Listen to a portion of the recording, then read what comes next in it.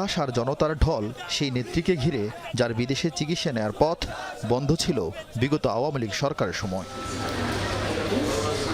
London থেকে কাতার হয়ে খালেদা জিয়া পৌঁছান দেশে। বিমানবন্দর থেকে ব্যক্তিগত গাড়িতে উঠে রওনা হন বাসভবন ফিরোজার দিকে। খালেদা জিয়ার গাড়িবহর বের হতেই উচ্ছ্বসিত হাজার হাজার নেতাকর্মী আর সাধারণ মানুষ। প্রিয় নেত্রীকে এক নজর দেখতে মাইলের পর মাইল হেঁটেছেন বিএনপির নেতাকর্মীরা। বিমানবন্দর ছেড়ে গাড়িবহর যত এগিয়েছে, জনতার ঢল ততই বেড়েছে। খিলক্ষেত কুর্মিটোলা থেকে বনানী সড়ক, রাস্তার একপাশে দলীয় জাতীয় পতাকা নিয়ে ভোর থেকে অপেক্ষায় ছিল হাজার হাজার মানুষ। গাড়িবহর কাছে আসতেই ফুল বৃষ্টি আর স্লোগানে তাদের নেত্রীকে স্বাগত জানান। হাত নেড়ে শুভেচ্ছার জবাব দেন বিএনপি চেয়ারপারসন।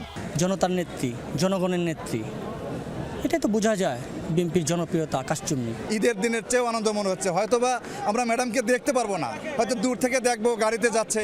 সুস্থ অবস্থায় আমাদের দেশে ফিরেছেন, বাংলাদেশের মানুষের প্রত্যাশা পূরণ করবেন আবারও রাজনৈতিক অঙ্গনে।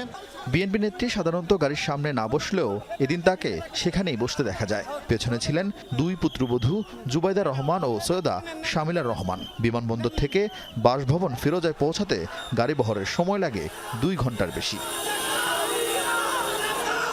পুরোটা সময় জুড়ে তৈরি হয় আনন্দঘন পরিবেশ।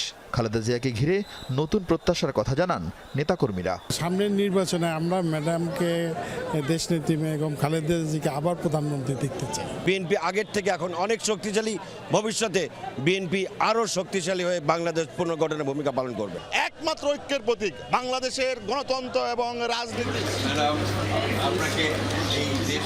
এর আগে সকাল 11:15টার দিকে হজরত শাহজালাল আন্তর্জাতিক বিমানবন্দরে অবতরণ করেন খালেদা জিয়াকে বহনকারী কাতার আমিরের বিশেষ এয়ার অ্যাম্বুলেন্সটি। বিমানবন্দরে বিএনপি মহাসচিব সহ সিনিয়র নেতারা তাকে স্বাগত জানান। আমরা মনে করি যে বেগম খালেদা জিয়ার এই উপস্থিতি, তার দেশে ফিরে আসা, এটা আমাদের গণতন্ত্রের উত্তরণের পথকে আরও সহজ করবে এবং দেশকে একটা সঠিক বৈষম্যহীন একটা পরিস্থিতির দিকে নিয়ে যেতে সহযোগিতা করবে।